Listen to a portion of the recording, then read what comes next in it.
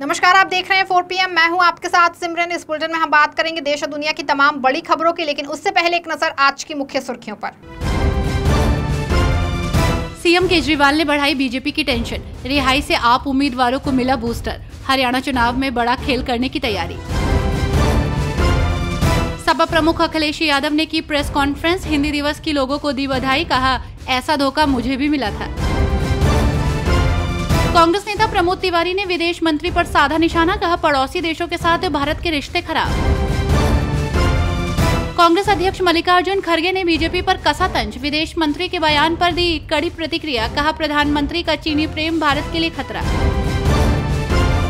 Paper leak के मामले पर कर्नाटक के शिक्षा मंत्री मधु बंगारप्पा का बड़ा बयान, कहा परीक्षाओं की पवित्रता हर कीमत पर बनी रहनी चाहिए। संजय सिंह ने मोदी शाह पर गंभीर आरोप लगाते हुए कहा कि बीजेपी और केंद्रीय गृह मंत्री अमित शाह दिल्ली के मुख्यमंत्री अरविंद केजरीवाल का राजनीतिक करियर खत्म करना चाहते हैं। आम आदमी पार्टी के सांसद संजय सिंह ने मोदी पर बड़ा हमला बोलते हुए कहा कि बीजेपी और केंद्रीय गृह मंत्री अमित शाह दिल्ली के मुख्यमंत्री अरविंद केजरीवाल का राजनीतिक करियर खत्म करना चाहते हैं। मुख्यमंत्री अरविंद केजरीवाल को दिल्ली एक्साइज पॉलिसी केस में सुप्रीम कोर्ट ने जमानत दे दी है।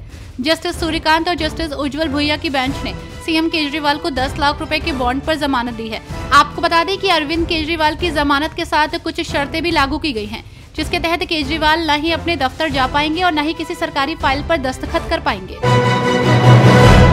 कांग्रेस के वरिष्ठ नेता और पूर्व सीएम पृथ्वीराज चव्हाण ने ये दावा किया कि हरियाणा और महाराष्ट्र में विधानसभा चुनाव के बाद सत्ता में परिवर्तन दिखेगा। नीतीश कुमार और चंद्रबाबू नायडू मोदी का साथ छोड़ देंगे।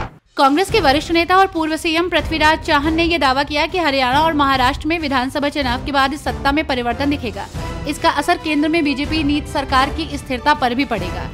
गोंदिला में एक सभा के दौरान उन्होंने कहा कि महाराष्ट्र में सत्ता बदली तो चंद्रबाबू नायडू और नीतीश कुमार पीएम नरेंद्र मोदी का साथ छोड़ देंगे।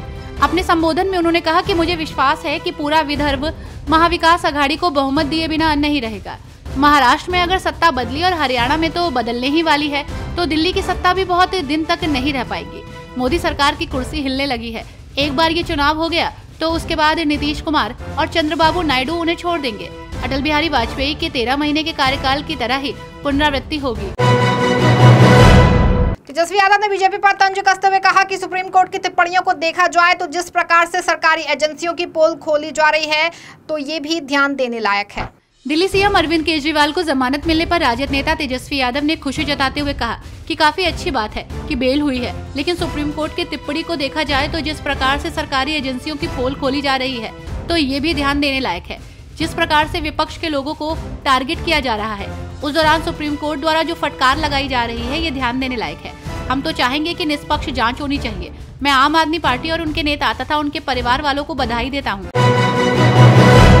बिहार के पूर्णिया से निर्दलीय सांसद पप्पू यादव वक्फ बोर्ड संशोधन बिल के खिलाफ यात्रा निकालने की घोषणा की है, जिससे सीएम नीतीश और मोदी की परेशानी बढ़ती हुई दिखाई दे रही है। बिहार के पूर्णिया से निर्दलीय सांसद पप्पू यादव ने शुक्रवार को वक्फ बोर्ड संशोधन बिल के खिलाफ यात्रा निकालने की घोषणा की है। उन्होंने कहा कि वो वक्फ बोर्ड बिल के खिलाफ है और इसको लेकर वो बिहार में वक्फ संवैधानिक अधिकार यात्रा निकालेंगे। इस यात्रा की शुरुआत 29 सितंबर को अररिया से होगी, तो वहीं संवैधानिक अधिकार यात्रा का समापन पटना के गांधी मैदान में होगा।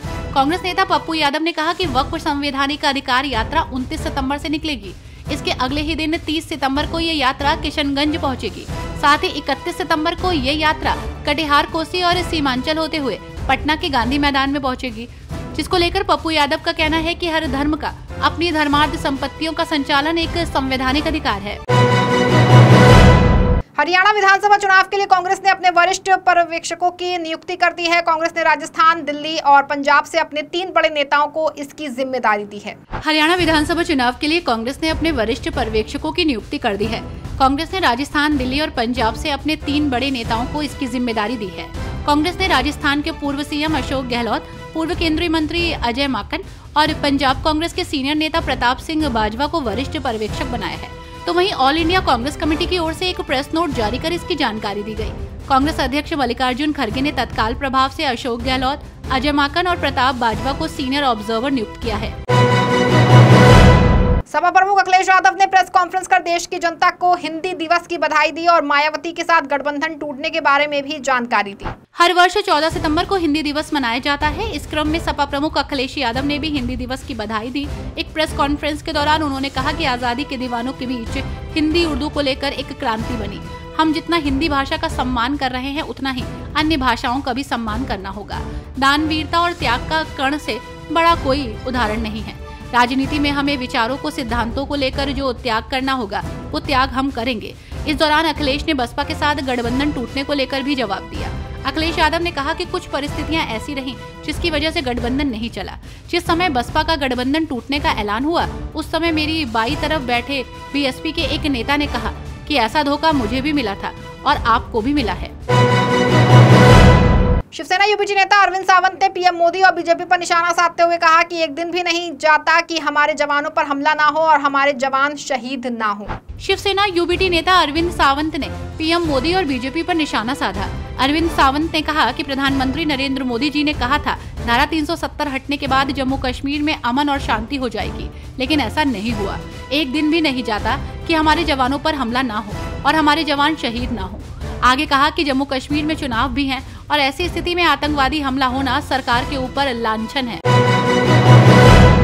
कांग्रेस नेता प्रमोद तिवारी ने मोदी और विदेश मंत्री जयशंकर प्रसाद पर हमला बोलते हुए कहा कि पड़ोसी देशों के साथ भारत के रिश्ते ठीक नहीं हैं। भारत का कोई मित्र नहीं है, जो विदेश मंत्री का सबसे बड़ा फेलियर है। कांग्रेस नेता प्रमोद तिवारी ने बीजेपी पर निशाना साधा। प्रमोद तिवारी ने कहा कि भारत की आज विदेश नीति और भारत के नक्शे में न नेपाल साथ रहा, न श्रीलंका रहा और न ही वर्मा रहा। पाकिस्तान से आतंकवादी हमले जारी हैं। चीन हमारे भूभाग पर कब्जा करके बैठा है। भारत के चारों तरफ एक भी मित्र नहीं बचा। ये सबसे बड़ा विदेश मंत्री का फेलियर है।